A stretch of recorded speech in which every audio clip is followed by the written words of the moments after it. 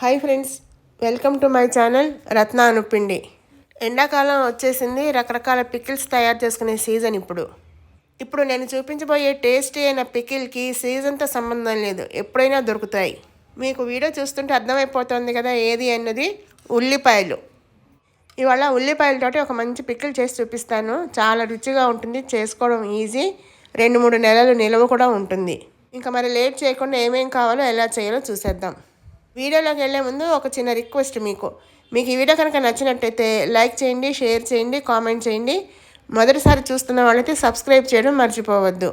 చూస్తుంటే నోరు ఊరుతోంది కదా, మరి ఇంకెందుకు ఆలస్యం, ఈ వీడియో చూసి మీరు కూడా ట్రై చేసి మీకు ఎలా వచ్చిందో కామెంట్ బాక్స్లో తెలియచేయండి. ఈ ఉల్లిపాయకి ముందు మనకి కావాల్సింది పెద్ద ఉల్లిపాయలు 1/2 కిలో, అలాగే చిన్న ఉల్లిపాయలు దొరికితే 1/4 కిలో తీసుకోండి, రుచి చాలా బాగుంటుంది. ఒకవేళ దొరక్కపోతే పెద్ద ఉల్లిపాయనే 2 చిన్న చిన్న ముక్కల కింద తరగాలి. వీడియోలో చూపించినట్టుగా పెద్ద ఉల్లిపాయని తొక్క తీసి కొంచెం పెద్ద ముక్కల కింద తరుక్కోవాలి. చిన్న ఉల్లిపాయలకు పొట్టు తీసి పెట్టుకోవాలి. ఈ పచ్చడికి 2-3 స్పూన్లు ఆవాలు మెంతుల పొడి కావాలి. కానీ నేను ఇక్కడ కొంచెం ఎక్కువ మెంతులే వేయిస్తున్నాను, ఎందుకంటే నాకు ఇంకా 2-3 ఊరగాయల్లోకి పొడి కావాలి. ఇప్పుడు మనకి కావాల్సిన మెంతులు తీసుకుని మీడియం ఫ్లేమ్లో కలుపుతూ మాడకుండా ఎర్రగా అయ్యే వరకు వేయించుకోవాలి. నేను ఎప్పుడు కూడా ఆవాల మెంతుల పొడి కొంచెం ఎక్కువ చేసి పెట్టుకుంటాను. అప్పటికప్పుడు కొంచెం కొంచెం చేసుకోవాలంటే కష్టం కదా, అందుకోసం ఎక్కువ చేసి పెడతాను. మెంతులు కొంచెం ఎర్రగా వేగిన తర్వాత మెంతుల్లో సగం ఆవాలు అందులో వేసి కలపాలి. ఆవాల్ని మెంతుల్లో వేసిన తర్వాత ఒకసారి కలిపి 1-2 నిమిషాల కంటే ఎక్కువ వేయించాల్సిన అవసరం లేదు. ఇప్పుడు వీటిని పూర్తిగా చల్లారనివ్వాలి. ఇలా పూర్తిగా చల్లారిన ఆవాలు మెంతుల్ని ఒక మిక్సీ జార్లో వేసుకొని మెత్తని పొడిలాగా చేసుకోవాలి. పొడి మెత్తగా అవ్వకపోతే చేదు వస్తుంది. ఇలాగా ఈ పొడిని మనం కొంచెం ఎక్కువ చేసుకుని ఒక డబ్బాలో స్టోర్ చేసుకుంటే చాలా రోజులు నిల్వ కూడా ఉంటుంది. ఇప్పుడు తర్వాత ఏం చేయాలో చూద్దాము. ఈ ఆనియన్ పికిల్లోకి చింతపండు పులుపు వేసుకోవాలి. దానికోసము పెద్ద నిమ్మకాయంత సైజు చింతపండు వేడి నీళ్ళలో 1 గంట సేపు నానబెట్టాలి. 1 గంట సేపు అయిన తర్వాత ఈ నానిన చింతపండుని గట్టిగా పిసికి చిక్కటి పులుసు తీసుకోవాలి. పల్చటి పులుసు తీసుకుంటే మళ్ళీ పచ్చడి చేసుకోవడానికి కొంచెం టైం పడుతుంది. చూస్తున్నారు కదా వీడియోలో, ఇలా చిక్కటి పులుసు తీసి పక్కన పెట్టుకోవాలి. ఇప్పుడు స్టవ్ వెలిగించి ఒక వెడల్పాటి కడాయి పెట్టి అందులో పప్పు నూనె కానీ వేరుశనగ నూనె కానీ వేసి వేడి చేయాలి. పచ్చళ్ళకి ఎప్పుడూ కూడా ఈ 2 నూనెలే బాగుంటాయి. నూనె కొంచెం వేడెక్కిన తర్వాత మనం తరిగి పెట్టుకున్న పెద్ద ఉల్లిపాయ ముక్కలు ఉన్నాయి కదా, ఇది వేయించుకోవాలి. ఉల్లిపాయ ముక్కలు వేసిన తర్వాత తొందరగా మగ్గడానికి కొంచెం ఉప్పు వేసి కలపాలి. ఇలా కలిపిన తర్వాత మాడిపోకుండా లో ఫ్లేమ్లో పెట్టి మధ్య మధ్యలో కలుపుకుంటూ మూత పెట్టి వేయించాలి. మధ్య మధ్యలో మూత తీసి కలపడం మర్చిపోకూడదు. అలాగే తొందరగా అయిపోతుంది కదా అని హైలో పెట్టకూడదు, మీడియం ఫ్లేమ్లోనే వేయించుకోవాలి. ఉల్లిపాయ కొంచెం పింక్ కలర్లోకి మారి ముక్క మెత్తబడింది. ఇప్పుడు స్టవ్ కట్టేయాలి. స్టవ్ కట్టేసి పూర్తిగా ఆరనివ్వాలి. ఈ వేయించిన ఉల్లిపాయ ముక్కలు ఆరిన తర్వాత మనం ఇందాక మెంతిపిండి గ్రైండ్ చేసుకున్న జారులోనే వేసి మెత్తని పేస్ట్ లాగా చేసుకోవాలి. వేడి చల్లారకుండా మాత్రం గ్రైండ్ చేయకూడదు. ఇలాగా మెత్తని పేస్ట్ లాగా గ్రైండ్ చేసుకుని ఒక పక్కన పెట్టుకోవాలి. ఇప్పటిదాకా పచ్చడికి కావాల్సిన ప్రిపరేషన్ అయ్యింది. ఇప్పుడు ఎలా చేయాలో చూద్దాము. ఇప్పుడు మనం ఉల్లిపాయ ముక్కలు వేయించిన కడాయిలోనే ఇంకొంచెం నూనె వేసి మళ్ళీ వేడి చేయాలి.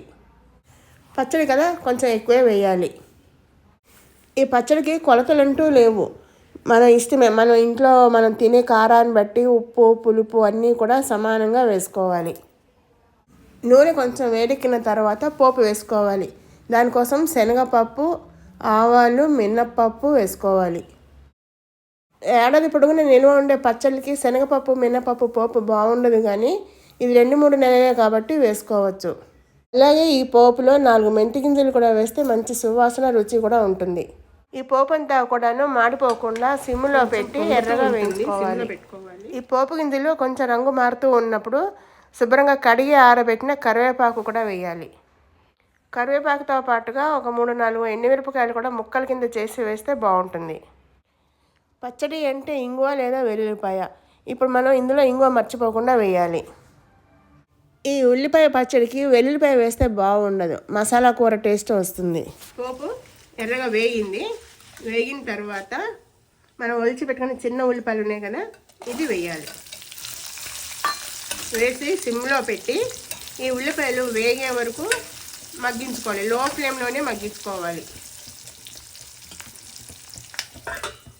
మధ్య మధ్యలో మూత తీసి కలపడం మర్చిపోకూడదు. ఉల్లిపాయలు వేగి మెత్తబడుతూ ఉన్నప్పుడు 1/2 స్పూను పసుపు వేయాలి. పసుపుతో పాటు కొంచెం ఉప్పు కూడా వేయాలి. మనము పెద్ద ఉల్లిపాయ ముక్కలు వేయిస్తున్నప్పుడు ఉప్పు వేసాము, చూసుకొని ఇప్పుడు వేసుకోవాలి. ఉప్పు పసుపు వేసిన తర్వాత బాగా కలిసేలాగా ఒకసారి కలపాలి. ఇలా కలిపిన తర్వాత మూత పెట్టి ఇంకొక 2-3 నిమిషాల సేపు మగ్గించుకోవాలి. ఒక 2-3 నిమిషాలు అయ్యాక మళ్ళీ మూత తీసి, మగ్గిపోయి ఉంటుంది, మగ్గింది కదా, కొంచెం మెత్తబడింది. ఇప్పుడు మనం ఇందాక గ్రైండ్ చేసుకున్న ఉల్లి ముద్ద వేసుకోవాలి. ఇలా వేసిన తర్వాత ఒకసారి పైకి కిందకి కలిసేలాగా కలుపుకోవాలి. ఇప్పటి నుంచి మాడిపోకుండా మధ్య మధ్యలో ప్రతి 2-3 నిమిషాలకు ఒక్కసారి కలపాలి. ఇప్పుడు గరిటె ఇలాగే పెట్టి మూత పెట్టేద్దాం. 2-3 నిమిషాలు అయ్యాక మూత తీసి కలపాలి. కొద్దిగా వేగింది కదా, ఈ వేగిన తర్వాత ఇందులో కారం వేయాలి.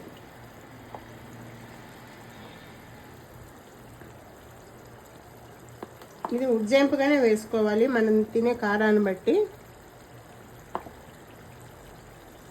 నేను ఇక్కడ 3 స్పూన్లు వేసాను. కావాలంటే కొంతసేపు ఉన్నాక మనం మగ్గుతూ ఉంటుంది కదా, టేస్ట్ చూసి కావాలంటే ఇంకా వేసుకోవచ్చు. ఇలాగ కారం బాగా కలిసిన తర్వాత మళ్ళీ గరిటె అందులోనే ఉంచేసి మూత పెట్టి ఇంకొక 2 నిమిషాలు వేయించాలి. మళ్ళీ ఒక 2 నిమిషాలకి మూత తీసి కలుపుదాము.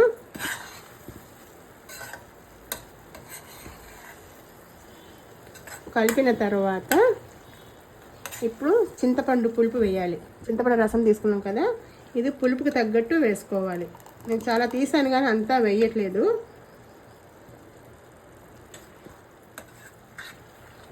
ఎందుకంటే ఈ చింతపండు పుల్లగా ఉంది, అందుకని ఎక్కువ వేయట్లేదు.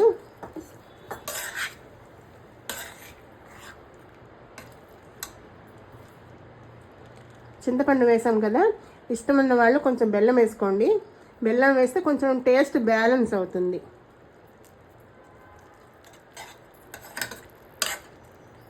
పులుపు వేసినప్పుడల్లా కొద్దిగా బెల్లం కానీ పంచదార కానీ వేస్తే బాగుంటుంది.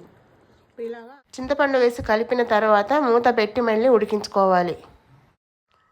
ఒక 5 నిమిషాల్లో ఈ చింతపండుతోటి వేగి నూనె అంతా పైకి తేలుతుంది.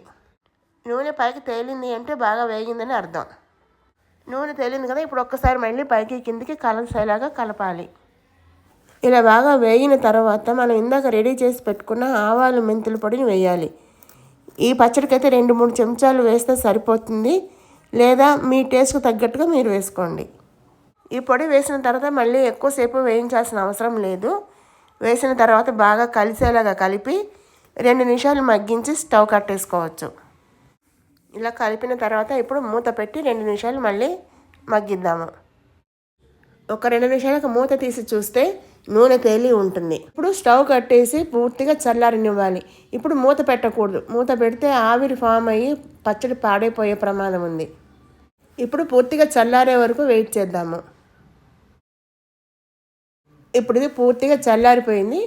ఒకసారి అంతా కలిసేలాగా కలుపుకొని తడి లేని గాజు సీసా కానీ పింగాణి జాడీలో కానీ స్టోర్ చేసుకోవాలి.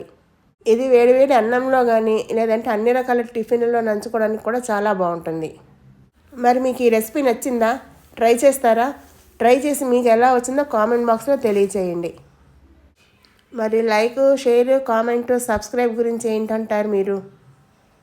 పచ్చడితో పాటు అది కూడా చేయాల్సిందే కదా.